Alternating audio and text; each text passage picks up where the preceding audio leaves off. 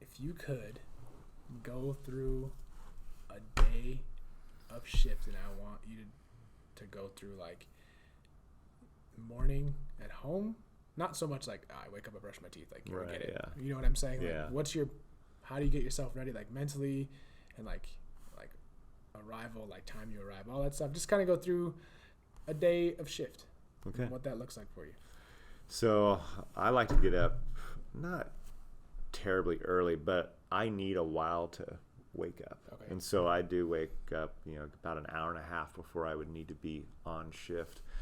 And I'm usually pretty quiet. I'm not studying telestaff in the morning or checking emails, or I know what my day is going to look like in advance, because we have some systems in place, I guess, at Station 2, where we know like this day of the week we do certain things, or we will, that's certainly our intent to.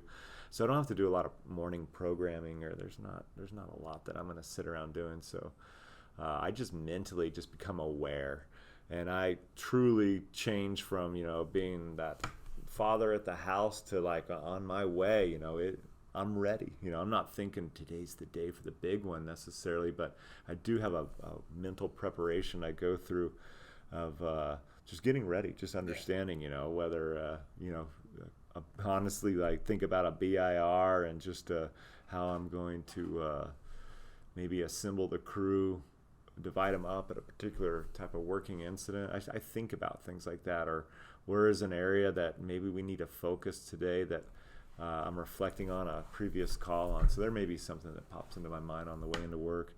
And then I'm a 30-minute before work kind of guy, so I like to get there early and talk to the lieutenant that I'm relieving, and especially during the COVID stuff, that you kind of want to know, like, are we good in decon or are we not? Right. Did you guys run anything rough overnight? I like to kind of know those things, and I always get my gear out early because I'm always going to relieve them of any early calls. And then my rookie is emulating me, so he's usually trying to beat me there. So we kind of have this thing where he's arriving just a little bit before me because he wants to beat me there, and so he's already checking his truck, and I always appreciate that. And then I enjoy that kitchen table a ton, so I'm kind of ready after I've talked to the lieutenant a little bit and got my gear near the engine. I'm ready for kitchen table time, because it's just a blast to sit there.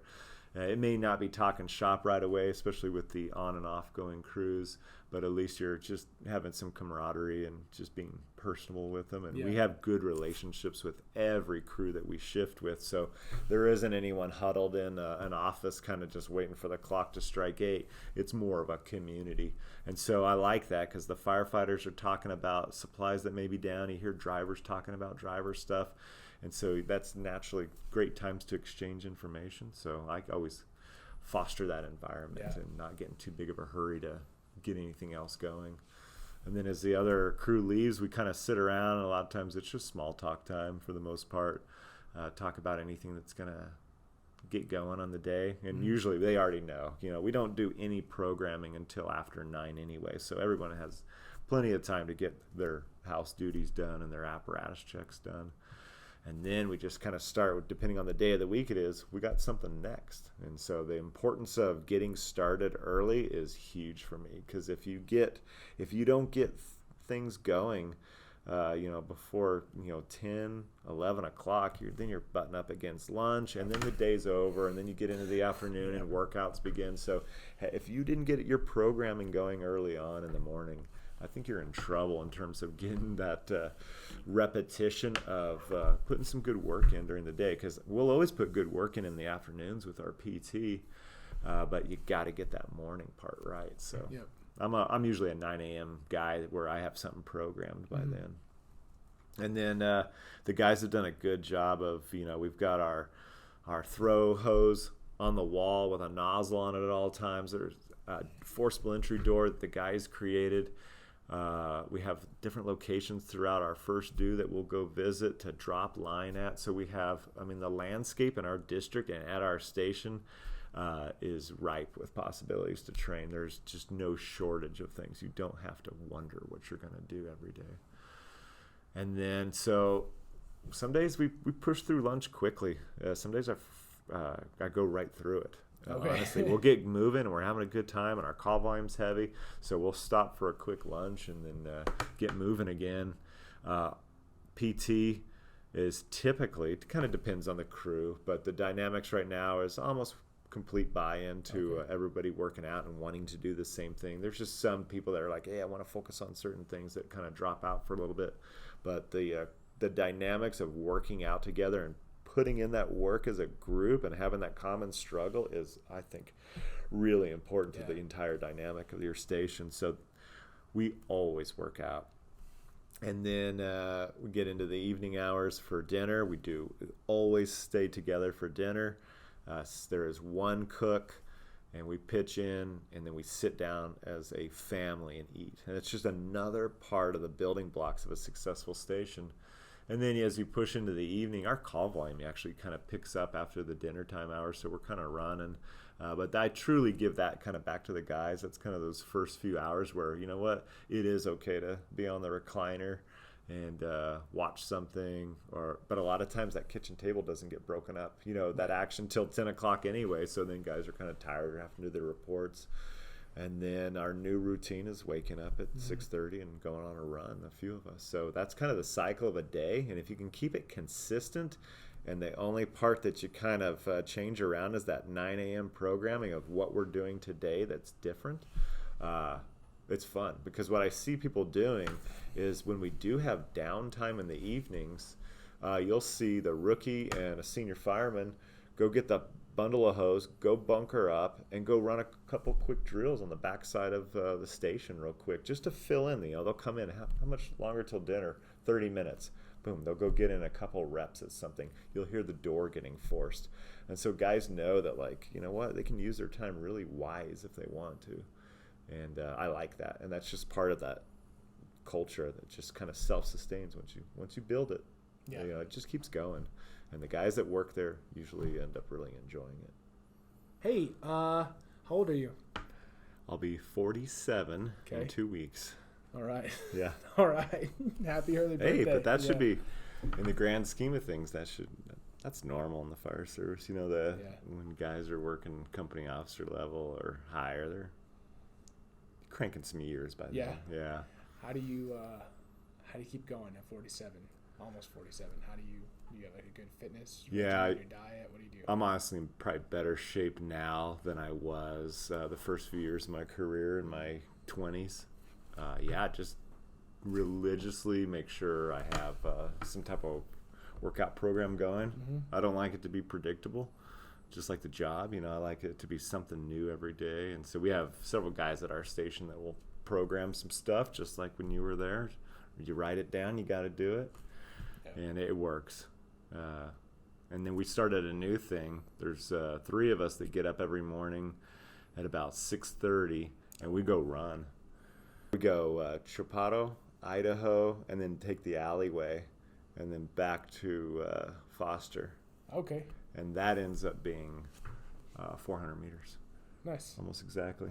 So 4 laps, and you get your mile in, and we go for 2 usually in the mornings. So what motivates you? We talked about this last time. This right. is take 2, take 1 was a practice. Well, it all starts the same with me. It took me a while to actually get involved in this career, even though I had wanted to do it my entire life. My entire life, I was either playing fireman or was watching or photographing trucks, even in my adult life, and I just didn't quite pull the trigger on it until I got here. Mm-hmm. And I knew it was a big job. I knew it was a big deal. I mean, everyone's perspective on the outside of this career thinks it's a big deal what we do, and those guys are top notch, and thank you for your service. You get it all the time. So from the outside coming into Las Cruces Fire Department, I just thought this is a really big deal. And when I got in, I wanted to give it my all, and my work ethic coming into this career was instilled by my parents, because I watched them, in a trade industry of home building.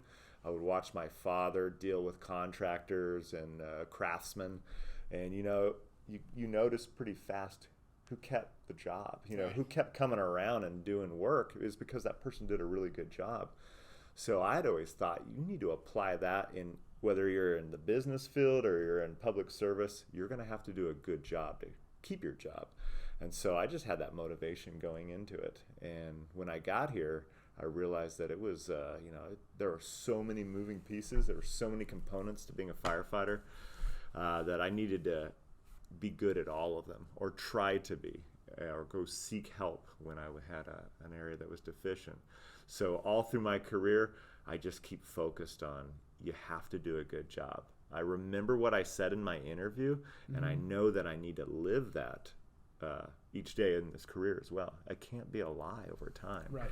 And so that's what keeps me going. And that's why, when I train as a battalion chief, to be the acting battalion chief, I'm gonna be really good at that, I hope. I'm gonna put all the time in, get all the reps to do a good job at that. And then if I have to go work on a truck someday, I'm gonna try to be really good at that. If I have to switch hats overnight. And so that's just my motivation. It's not just that I'm getting paid to occupy a seat. I'm getting paid to do a particular function within this organization. And in my opinion, and I think the public's opinion, it has to be done with excellence and be done every day consistently. So that's what keeps me going every day, because this career is short. I mean, in the grand scheme of things, it could be a 20-year career or a 25-year career. That is short when you look at other people that work in industries for 40, 50 years. Yeah. And so if I'm going to just have this little snapshot in life of this career, I might as well do it really well and to my best ability, because when I leave here, those are just going to be memories that I will no longer be a fireman.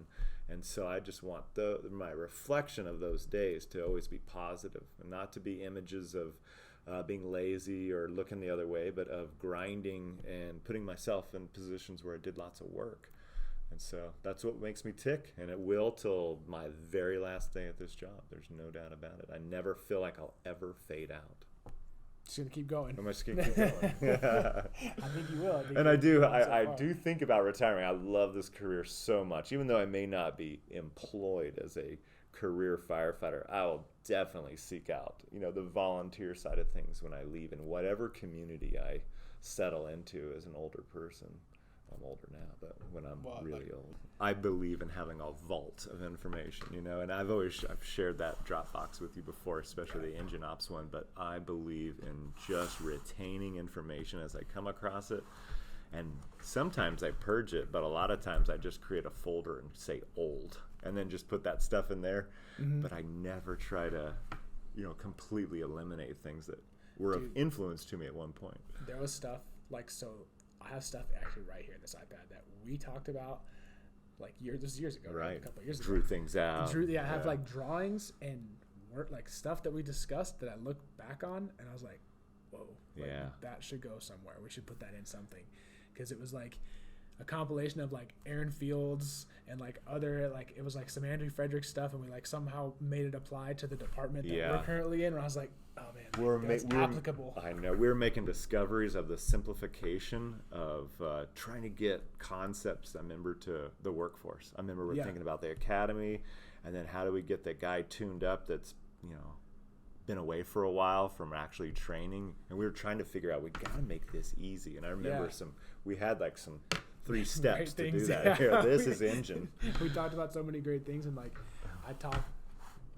do that with Jake sometimes. We'll just sit up and just chat about things, and I bring up those days where we would just talk about just engine things for it felt like just hours and hours. But the time would just pass, and before we knew it's 2 a.m, and we're we got things to do tomorrow. We should probably go to bed because we're gonna get a call. We might get a call. Yeah.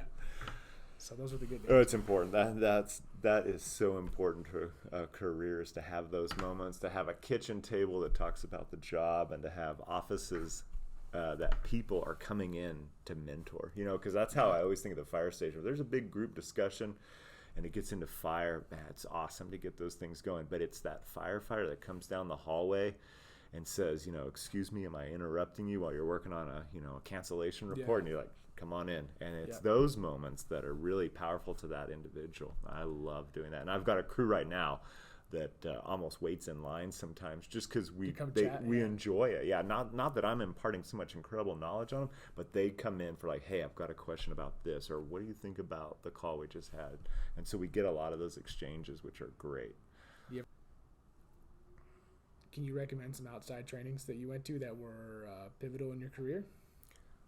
Probably one of the best ones when it comes to the tactics side and just the grind that you think training should be all about would be the Fire Department Training Network in Indianapolis, where you go to these gritty, hardcore FDNY legends who are teaching you really just basics, but you're putting them all together under these amazing fire conditions, and you're just repping one after another until you are so tired.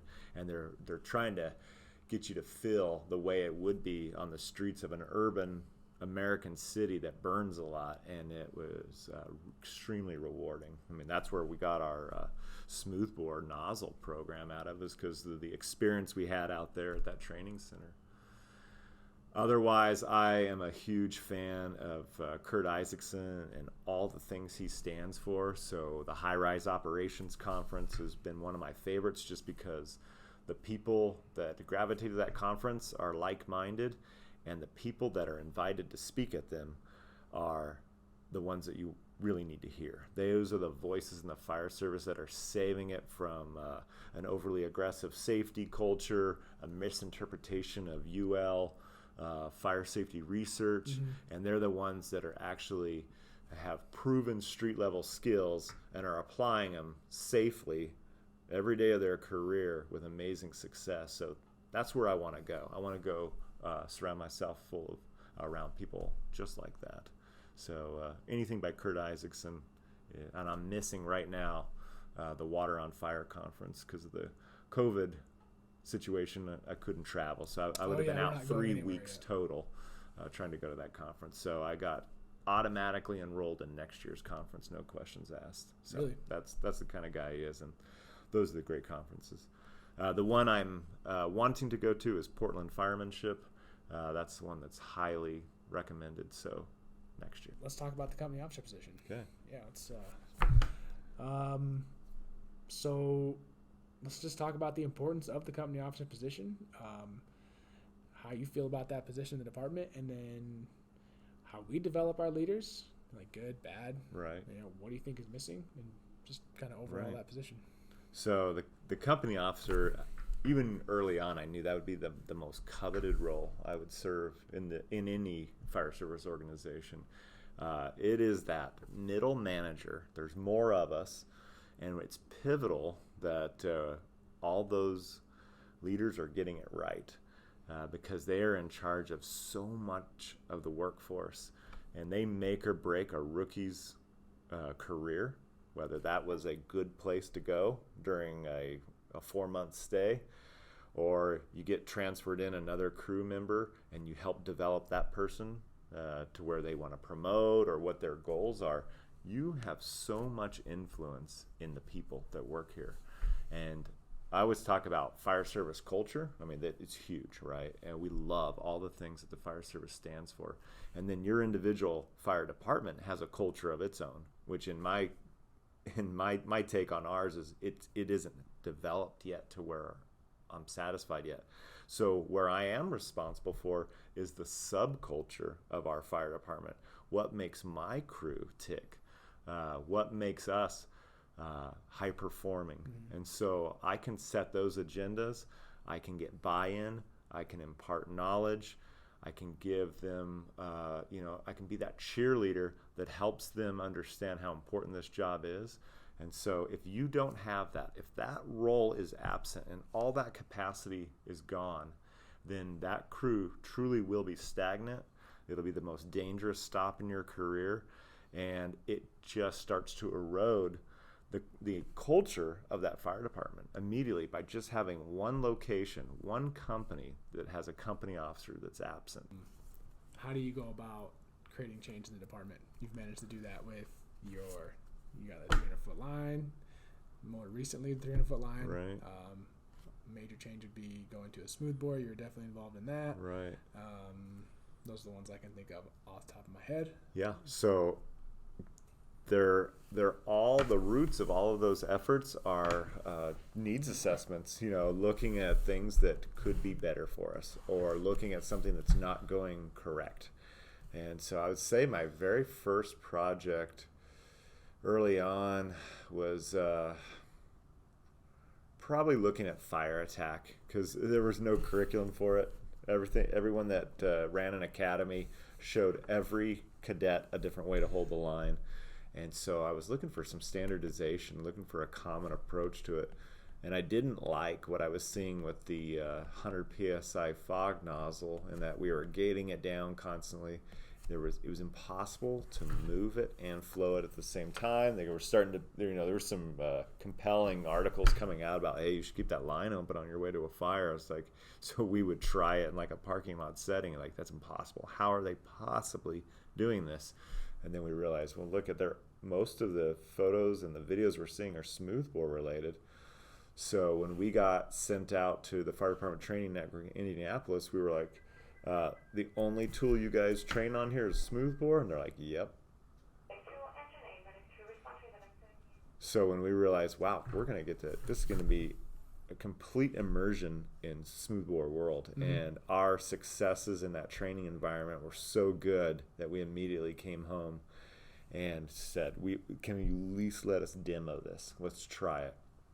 And so we demoed it, had amazing success. We kept it on engine one for a while, and then we thought, you know what, this is pretty compelling. Let's get at least the front Crosslight system-wide changed. And so we started this indoctrination process, and the majority liked it. There were a few people that wanted to have injunctions to stop the efforts and stuff like that, but it worked itself out, and it was probably let's say about a 7-year process to finally get to where we got really intelligent about things. And we thought, okay, anything that's going interior structure needs to be a 50 PSI smoothbore nozzle. And so we started getting all of our primary attack lines swapped out. And then the need for reducing that 100 PSI on that rear pre-connect started to become a reality. And so we realized if we can get that to be a 50 PSI nozzle, we can have an additional length of hose or more associated with that, because we don't need the nozzle pressure anymore for it. Right. So that was the roots of the 300. And that actually came from the fire attack study, sitting around a group of 25 like-minded people, and we're talking about our engine setups. And when they looked at the back of our engine, they're like, what's that line? Well, that's our RIC line. It's a 200-foot fog. They're like, that's your third 200-foot line.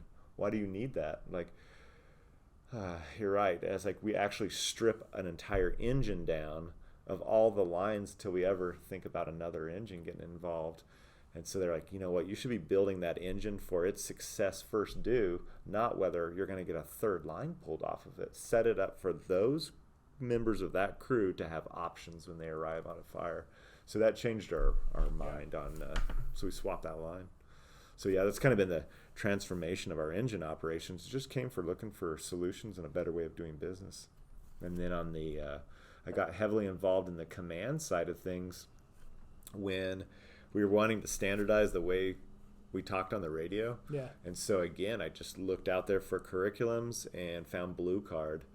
And we adopted that, and with that came a command training center and the ability to get lots of reps, which we weren't able to do in the past, and work on fires with 7 people at the same time and then go talk about it 5 minutes later.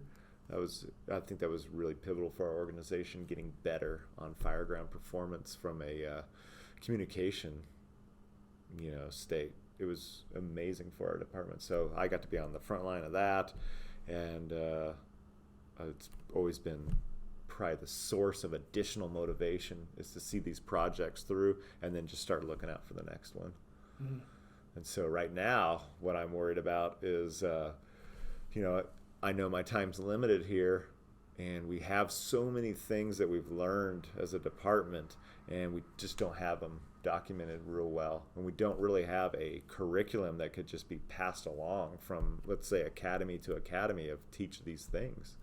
And so that's my project right now. And those are what I call legacy pieces, where hopefully those things live, for a decade at least. They can be manipulated, changed, altered, any way you see fit, but at least there's some body of curriculum that hopefully will be, a source of where you keep them organized. We need to do it on the truck side. We actually have it on the command side in the form of SOGs, and those pieces work just fine sitting there, but we don't have training documents. We don't have these binders, theoretically, that say, this is how we do business. So that's what I'm working on currently, every single day, just putting all the pieces together and making sure I have the content really organized before the production of the final draft goes out. But it'll be a good piece. It'll be something everybody else can just keep contributing to and keep testing, because that's the whole point of it. Don't believe that that's going to last forever, because I learned that 10 years into my career that just about everything we were doing is different now, and we're better because of that change. There was a ton of resistance, and it took a while, but the more educated you are and the more you get to apply it to the streets, the better.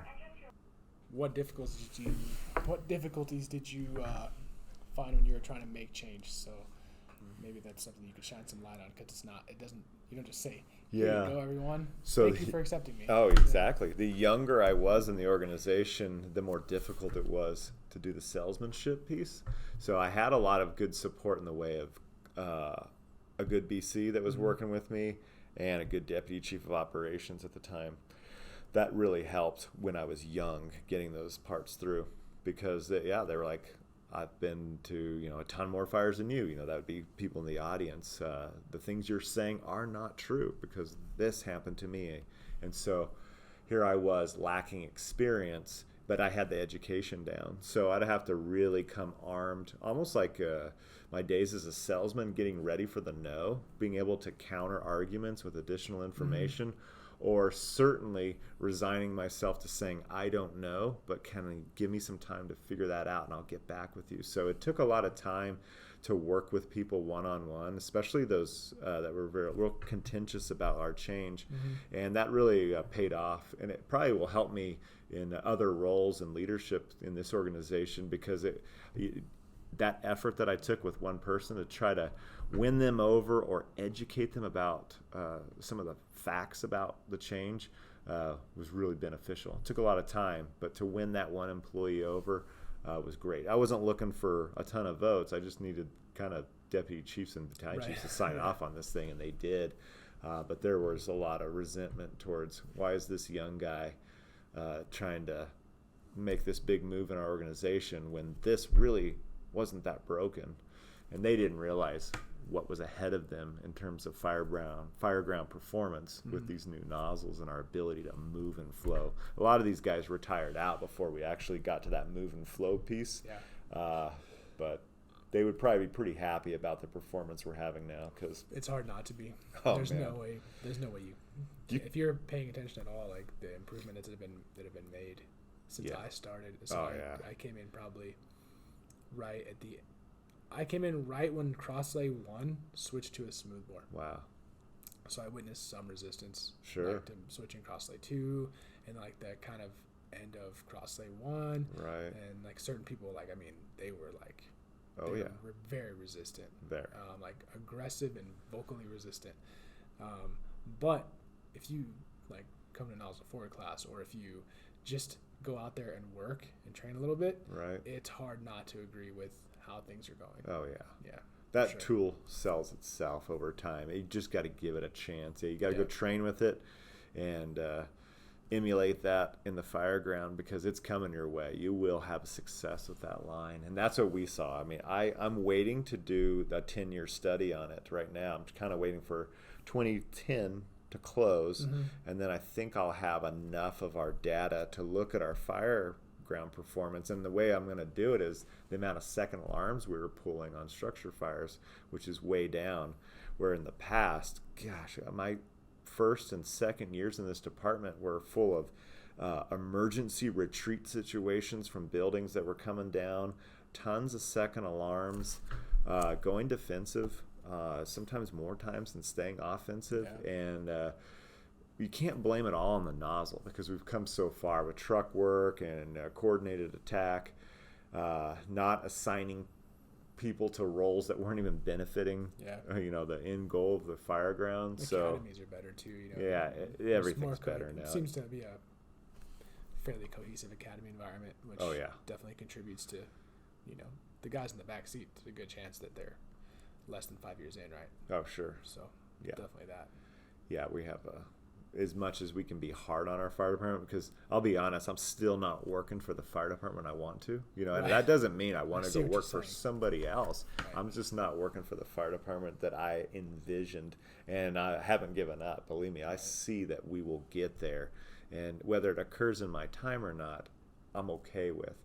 But hopefully we laid some of the foundation to get there, and some of it just goes back to what you're asking me about, what I've been involved with in terms of getting a new nozzle on board, getting a new system that's longer and has more reach, getting a command system implemented. Those are just parts of it. The culture piece is really on us and leadership. If we can get that, we have the fire ground performance parts. The academy is solid in terms of when you finally get to the curriculum that's taught by us. It's our curriculum that we've packaged up. In terms of engine and truck work, it is a good academy. Getting through the weeds of the standardized tests, that's tough. I don't know that will change. But, the employee that comes on board with us is got a lot of the pieces ready to go. Yeah. If we can just keep it well maintained and give them some experience along the way, we should be okay. How do you balance work and life? This is a tough one for people. It is. I don't think we talk about this enough. And it could just be for me, but I really don't think that this subject in the firehouse and amongst firemen is discussed enough. No. We don't talk about it, and we shy away from it. It's not a good idea. No. And so I've done a terrible job of this in my life. Okay. And I've suffered horribly over the last 2 years as a result of it. And so I was doing, not only career, I had simultaneous volunteer going on. I was doing outside teaching as a contract instructor throughout the Southwest, teaching different topics. I was nonstop, and things were suffering. And it wasn't until my mom got really ill that I realized, wow, I have to shed things, because I had to start taking care of her. So as I started shedding other responsibilities, getting off of committees, I realized, wow, I had been missing certain components, even within the job, that I wasn't doing a real good job in, which was... I didn't want to use job twice. I didn't want to use job twice. Which was taking care of my own company sometimes, because I was too busy. Like, oh God, I've got to be the acting BC. I've got to do the hazard zone management class. I'm on the lieutenant assessment board. I'm on an apparatus design committee. I had so many things going at once that I was kind of the absent father, even on the home front of my company. And so once I started shedding those responsibilities and living a little bit more, then I realized, wow, the home life too is needing me. Right. And so, but what occurred as a result of all that, after a long battle with cancer and my mom passed away, I hit kind of a low point in terms of wow, I'm just spinning my wheels. I'm taking care of my career. There's no doubt about it. I was showing up to work every day, available to those. I think you were on my crew at the time, right? Yeah. And so I felt like I was always doing a good job at work, but I wasn't as creative anymore on the outside. I wasn't thinking about new course content for the department. I hit writer's block, I wasn't as accountable for the things I told people I would get done for them. Yeah. And so I really started to kind of fall apart in terms of what I used to be, in terms of really high speed, being able to balance a lot of things. But then I realized that's okay. I needed to take that break. And so lately, I'm taking care of my company the best I can. I love teaching at the community college, and then I'm very available at home now. I mean, I really am trying to be much more involved with my kids. I have my own night that I have to cook and prepare. I'm doing a lot of the shopping, taking care of my yard more than I ever have. And so I'm living more, where a few years ago, I wasn't as much. And it was unusual to find that actually the place that needed the most focus at work, I wasn't as focused because I had too many things going. So it is good to take a step back. Don't divest yourself. Stay, moving at a clip all the time, but don't get too spread out within the organization. Become a subject matter expert on certain things, and don't try to take care of them all. So I dropped a lot of things, and there's some things I wish I had back, but I'm just as happy now that I've slowed down a bit. Right. It's nice, yeah. It allows me to be much more focused on the engine company I'm assigned to. Yeah. Oh, yeah. Things that keep me, when I have downtime and I'm wanting to just use it resourcefully, podcast is the way for me to go. I mean, that can fill voids like nothing. Like if I want to go out and pull weeds and it's going to be 2 hours of it, a podcast makes it seem like it was 15 minutes to me. And so the podcasts that I gravitate to are the ones created by the Brothers in Battle. Mm-hmm. There's Journeyman, and then there's their own podcasts, which they're not as frequently produced right now, but when they are, they're gold. They really do sort through fire service leaders and voices that you want to hear, and those are amazing. And then the Fit to Fight Fire guys, their layout for their podcast is really good, and the people they have on are really strong. So the people I like listening to the most are usually the more experienced leaders, kind of where I'm headed next in my career. I'm looking for that mentorship. And so since I kind of don't find it locally, and that's not that's not bad on the guys that are occupying those positions right now. It's just the fact that New Mexico is such a short retirement state. Your pension's done, and I mean the guys that are serving right now in those roles are done in their 20th year or 25, and so that's a short career to be getting reps and being good at something. So guys that have fast-tracked and gotten those positions, they're not really in the capacity to be real strong mentors to me personally. So those guys that are on these podcasts, like Scott Thompson, who's in his 30-something year in the fire service and has been through multiple organizations building fire service culture, that's a guy I want to listen to. That's a guy I want to study, learn. And so I've bought his book too. It's The Functional Fire Company. The Functional Fire Company. So that was a good companion piece that the podcast got me going on. And so I try to keep it mainly fire service related when I listen to these things.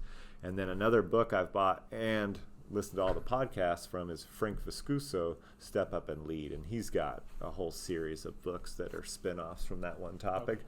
But that's a great one. Anyone that's looking to just, try to figure out this leadership, try to figure out fire service culture from a leader's perspective, Step Up and Lead, Frank Viscuso would be an excellent start. And then that would get you kind of moving towards the Jocko Willink. You'd be getting off into the other guys that have great perspectives. I'm a Simon Sinek type of guy. I love what he's produced for the business world. Very applicable for fire service as well.